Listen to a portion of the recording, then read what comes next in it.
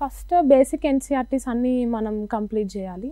తర్వాత ఏదన్నా ఒక్క స్టాండర్డ్ బుక్ అది తెలుసు బేసిక్గా. ఇప్పుడు పాలిటీ అంటే అందరం లక్ష్మీకాంత్ చదువుతూ ఉంటాము. తర్వాత ఎకానమీ వస్తే మాత్రం వివేక్ సింగ్ బుక్ చదువుతారు. కొంతమంది మృణాల్ అని ఫాలో అవుతారు. నేను అదే అంటున్నాను, ఇటు మృణాల్ ఇటు ఇది రెండు వద్దు, ఏదన్నా ఒకటి పిక్ చేసుకొని దాన్ని ఎక్కువ మనం పాయింట్స్ చేసుకొని దాన్ని ఎక్కువ రివైజ్ చేయాలి. పిక్ చేసుకున్న సబ్జెక్ట్ని మనం ఎంజాయ్ చేయగలగాలి. నేను నెంబర్ ఆఫ్ అవర్స్ కన్నా పోర్షన్ పెట్టుకుంటాను. అంటే ఈ వీక్లో ఈ పోర్షన్ కంప్లీట్ చేయాలి. అప్పుడు నేను నెంబర్ ఆఫ్ అవర్స్ సంబంధం లేదు, నేను త్వరగా కంప్లీట్ చేస్తే అది నాకు ఇంకా మోటివేషన్ కదా. సో ప్లస్ ఎలా చేస్తానంటే, ఇప్పుడు మనకి సీసాట్ అనేది ఇంపార్టెంట్ అండి ప్రిలిమ్స్లో. చాలామంది దానివల్ల రావట్లేదు, అంటే ప్రిలిమ్స్లో డిస్క్వాలిఫై కూడా అవుతున్నారు, చాలా బాగా నాలెడ్జ్ ఉన్న వాళ్ళు కూడా.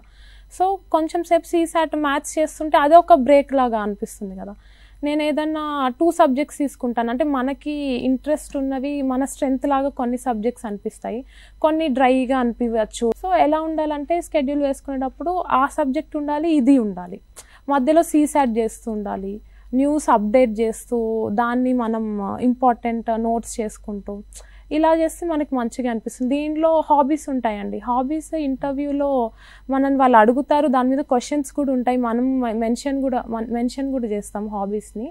సో ఆ హాబీస్ని కూడా మనం డెవలప్ చేసుకోవచ్చు ప్రిపరేషన్లో, అదొక ఎంజాయ్ చేయొచ్చు.